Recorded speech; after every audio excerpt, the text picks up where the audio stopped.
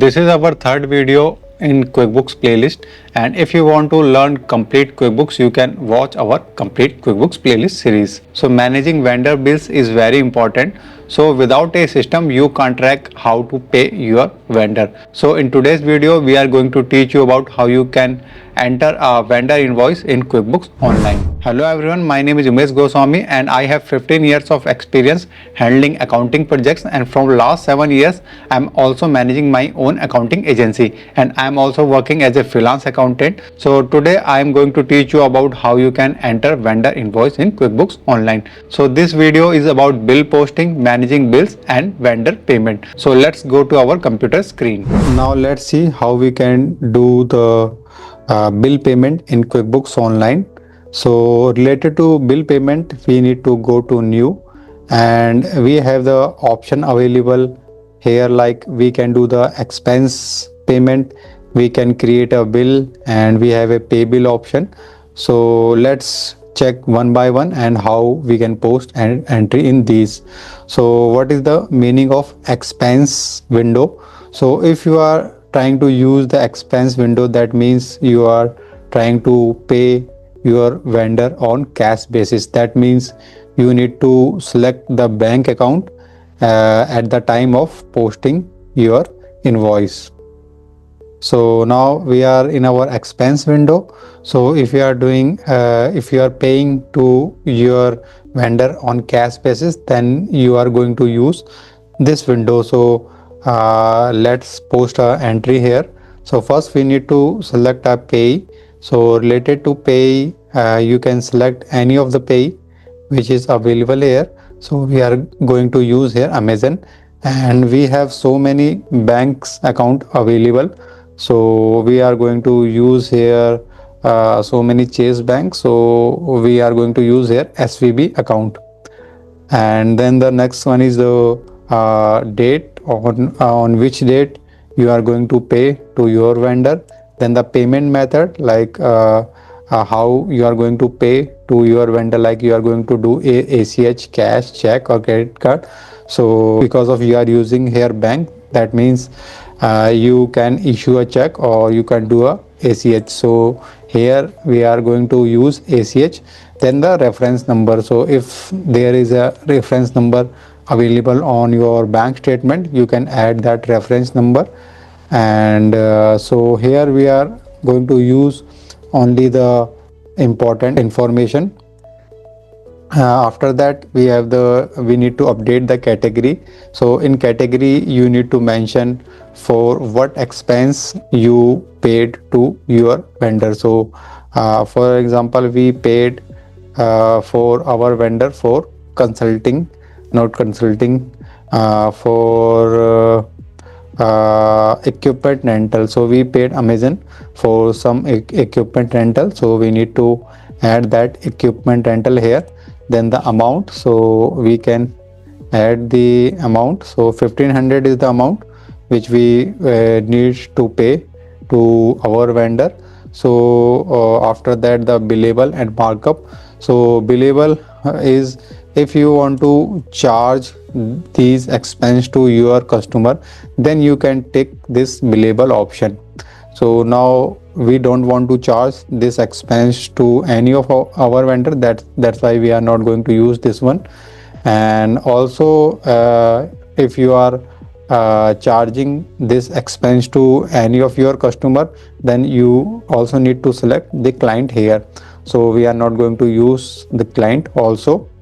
And the next option here is related to item, like if you are purchasing some inventory item or non-inventory item, or you are posting any expense that is related to your service, then in this case you can use this item detail option.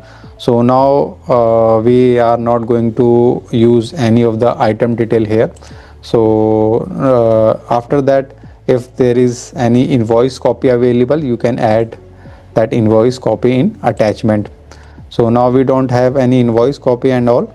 So here we can see that we have the invoice total amount here, which we pay to our vendor, and all the informations are updated. Now we just need to click on save and close. So after clicking on save and close, your expense is posted. So after expense, the next one is check. So what is the difference between expense and check? In expense window, if you see that you can select the bank account and the credit card, but like here if you see that you can see the bank account and you can select the credit card and other current asset. But if you go to check option, you can't select any other current asset or credit card account. Here you can select only bank account. Why? Because from this window you are going to issue a check to your vendor. So first of all you need to select the vendor.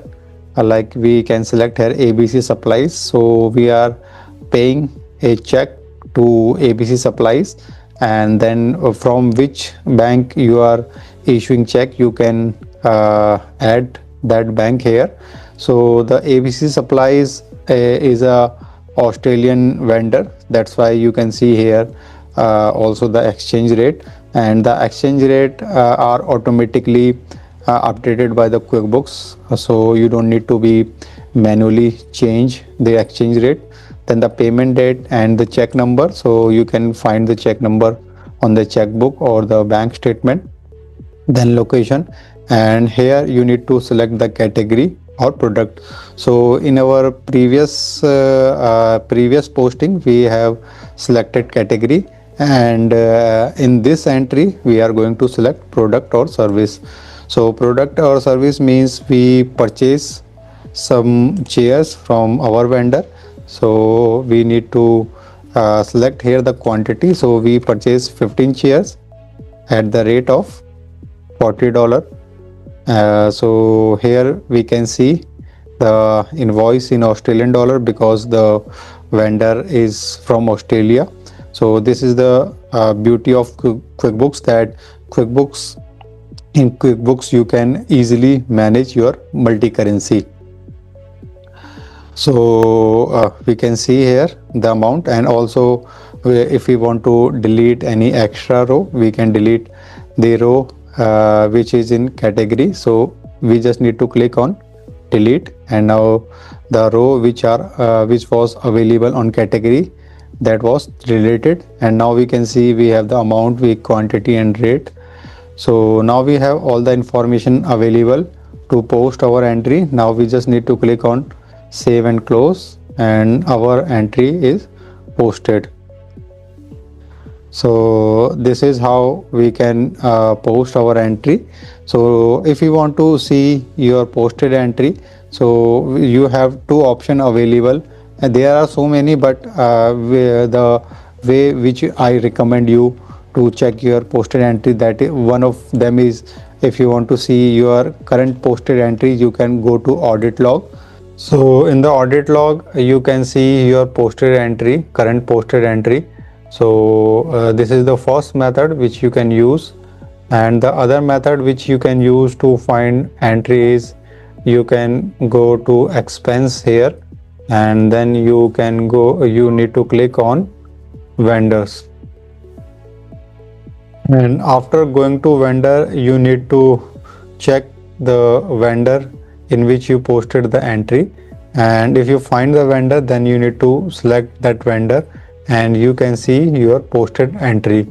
So this is the other method which you can use to find your posted entry. Like we just posted entry in Australian dollar, which we can see here.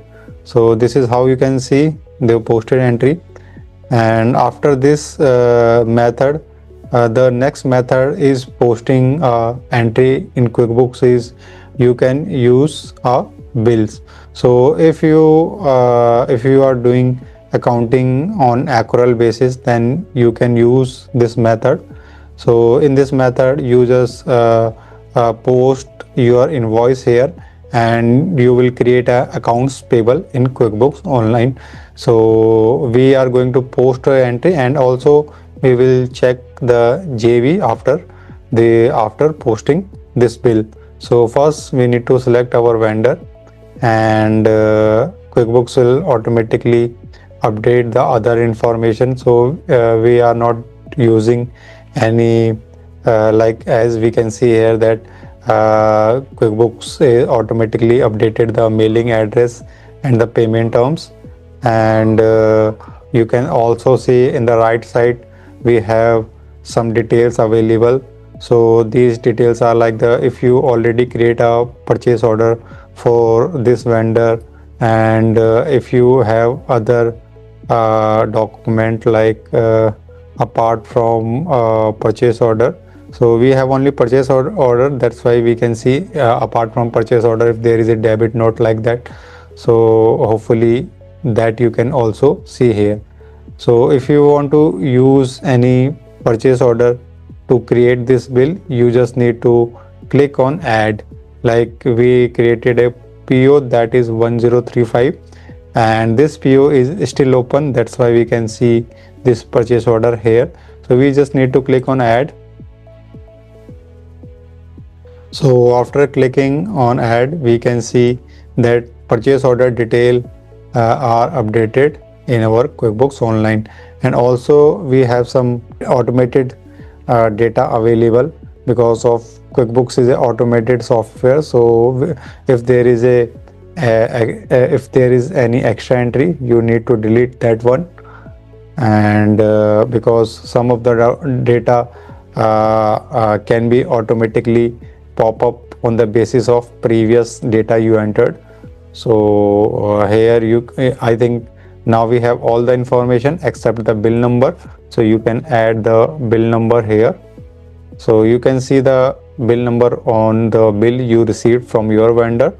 Then we have the category, and this category is attached with the purchase order. If you want to go to the purchase order from here, you just need to click on one link transaction. Then you need to click on purchase order, and if you click yes, then you will move to the purchase order. So now we don't want to go to the purchase order, we just want to save this purchase order with this bill with the purchase order. So if you have a invoice and you want all of your data on cloud, you can attach your invoice here. And if you want to add any memo or any other information, you can you should also add the description, but this is a dummy entry, that's why we are not adding any description here. So we just need to click on save and close, and your entry will be posted in QuickBooks Online. So now we can see that our entry is posted. And if you want to check your posted entry, as I already told you that you can use the audit log or you can use the expense window. So we are going to use the vendor tab, and after vendor tab we need to go to the vendor in which we posted our entry. So ABC Consulting is our vendor, so we need to click on ABC Consulting. So we clicked on ABC Consulting, and after clicking on ABC Consulting, we can see our posted entry. So this is our posted entry, and if you want to check the JV which will QuickBooks will post, so you for checking that entry you need to open your bill. Then you can click on more, and you need to click on transaction general. So after clicking on transaction general, you can see your posted entry. So let's see our posted entry in QuickBooks. So now you can see your posted JV. So in the posted JV, you can see that QuickBooks created a accounts payable for you that is for $2,000, and this is credited, and the consulting fee, that is expense, this is debited.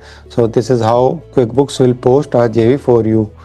And after this, if you want to pay to your vendor, you need to click on new, then pay bills, and after clicking on pay bills, you can select the vendor which you want to pay.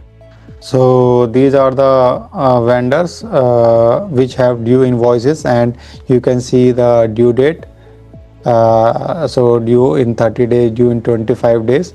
So whatever invoice you want to pay, you need to select, and then you just need to click on save and close, and then automatically the QuickBooks will post an entry for you in which your vendor invoice will be paid. So this is how you can work with your vendor bills in QuickBooks Online. So now you understand how to enter bills in QuickBooks Online, and our next video will be on bank reconciliation. So if you found our video helpful, you can like our video. Also you can subscribe our channel, and also if you want to speed up your freelancing journey, you can take our membership, that is only rupees 59. So see you in the next video. Keep hustling, keep moving.